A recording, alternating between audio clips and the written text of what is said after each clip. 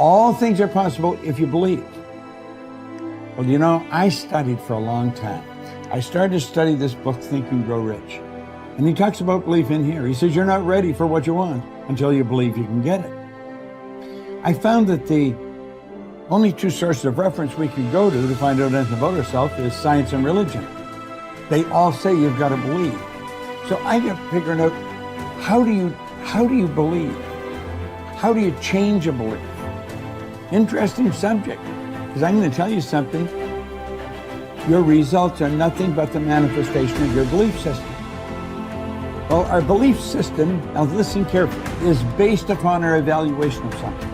And frequently when we reevaluate a situation, our belief about that situation will change.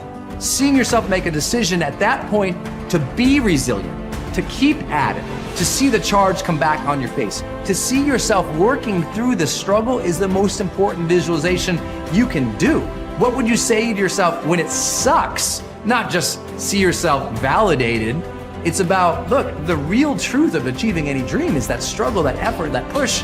Every time that you have fallen on your face, or you've tried something and failed, or you've gone out and thought you found the love of your life, and then your heart's broken, and then you pick yourself up again, and then you dust yourself. You're building confidence the entire time, because confidence is not built on the high days. Confidence is built on the low ones. Confidence is built when you are struggling. Because when you see yourself go for something and fall, when you see yourself try and get knocked down, when you see yourself stand back up after getting abused or traumatized or discriminated against and moving ahead, you are building this reserve within yourself where you know you can rely on yourself, you know you can face hard things and you can keep moving forward. You know you have your own back. So it's in there. Your life has been helping you build it. Now you gotta just dig in and tap into it and use it to shut that critic up in your head. If you fall down 100 times in a day, what does it matter? For a committed man, there is no such thing as failure. If you fall down 100 times, 100 lessons to be learned. If you commit yourself like this to creating what you really care for, now your mind gets organized. Once your mind gets organized, the way you think is the way you feel, your emotion will get organized. Once your thought and emotion is organized, your energies will get organized in the same direction. Once your thought, emotion and energies are organized, your very body will get organized. Once all these four are organized in one direction, your ability to create and manifest what you want is phenomenal. When we say a joyful world, that means everything that you want has happened. Aristotle wrote in his famous Nicomachean Ethics that the common aim of mankind is to be happy. However, each person defines happiness. One thing we know is that the more confident and the better we feel about ourselves, the happier we are and the more effective we seem to be in everything we do.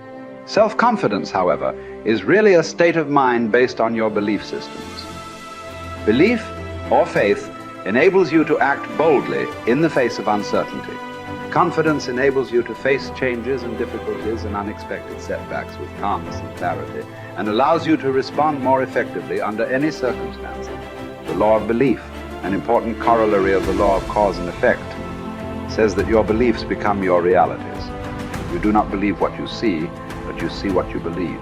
William James of Harvard said that belief creates the actual fact. In the Bible it says, according to your belief, it is done unto you. If you believe strongly enough and confidently enough, your outer world will tend to conform to a pattern consistent with these beliefs. In fact, your world today is largely an outpicturing of your innermost beliefs and convictions. You behave on the outside based on your beliefs on the inside. You see the world around you based on your beliefs about reality. Regardless of whether they are correct, how can you determine your true beliefs? Simple. You can tell what you really believe by observing what you do and what you don't do. You can tell what you believe by listening to your opinions, your conversations, and by noting your decisions. When you truly believe yourself to be an exceptional human being, possessed of remarkable capabilities, you will walk and talk and act that way, and your inner convictions will become your outer realities.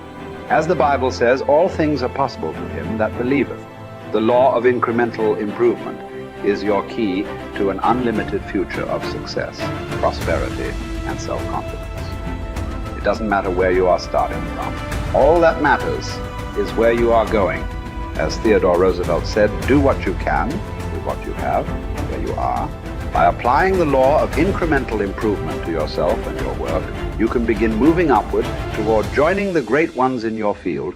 If you are doing what you love to do, and you are doing it with all your heart, by engaging in continuous personal and professional improvement, you can begin to move forward at such a rapid rate that it will astonish you. There is one small problem that you need to deal with before you become one of the best in your field. Most of us grow up with feelings of inferiority and inadequacy. Because of low self-esteem and selling ourselves short, many of us never even think about becoming excellent at our work. It never even occurs to us that we have the ability to learn anything we need to learn, to be able to do an outstanding job at anything we put our minds to. The fact is that, generally speaking, you have the capability to excel at anything that is really important to you. If anyone else has achieved a high level of competence in your field, then so can you. All you have to do is to do the same things over and over until sooner or later you get the same results that they have. I stopped wasting time. That helped a lot. I stopped drinking. I stopped going to bars.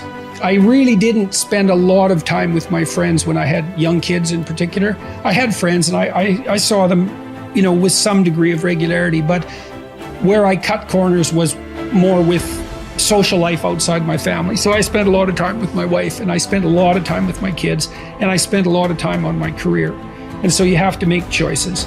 And I think those were reasonable choices. I'm not displeased with them. Don't abandon your friendships, but you can certainly look at where you're wasting time and just stop doing things that you know to be a waste of time. So, and I did. And so I had enough room for my marriage, and I had enough room for my kids, and I had enough room for my career. And sort of a multi-dimensional career. And it was always a challenge to me too, to see how efficient I could get. I concentrated on my marriage and making time for it.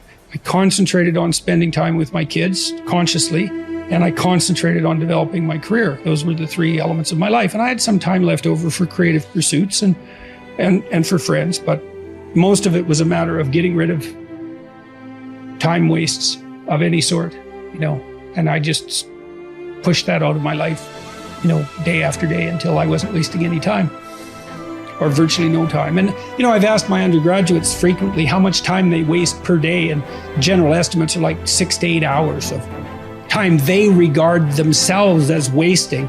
Like, that's a whole career right there, right? So if you just stop wasting time, you can do a tremendous amount, especially if you also try to maximize efficiency. And I always found that incredibly motivating, a motivating game. How much can I do in the least amount of time possible? That's fun to try to do that, as far as I'm concerned. I know, that's maybe undoubtedly a temperamental thing, but if you're wired that way, that's a great meta strategy. Become efficient. Results is the name of the game. What other game is there? I'm telling you, if you'll start with that, it's called the process of life change, and it doesn't matter how small the process is to start. One discipline starts it, and then one discipline feeds another, and the first thing you know, you've got this whole cycle in an upward positive motion. And it's called life change. It's called income change. It's called health change. Relationship with your family change. Equities unprecedented that you can have in numbers that will stagger the imagination if you do not curse what's available and start amending what's possible to get the results that you want. I don't think I could put it in any better. He said, it's not what happens that determines the major part of your future. It's not what happens. What happens to us all. He said the key is what you do about it. It's not what happens, it's what you do. And he said if you will start that process of change, do something different the next 90 days than you did the last 90 days, like picking up the books to read. Do something different, like the new health disciplines, relationship with your family, whatever it is, doesn't matter how small it is. If you'll start doing different things with the same circumstances, since we cannot change the circumstances, but we can change ourselves. We can change what we do.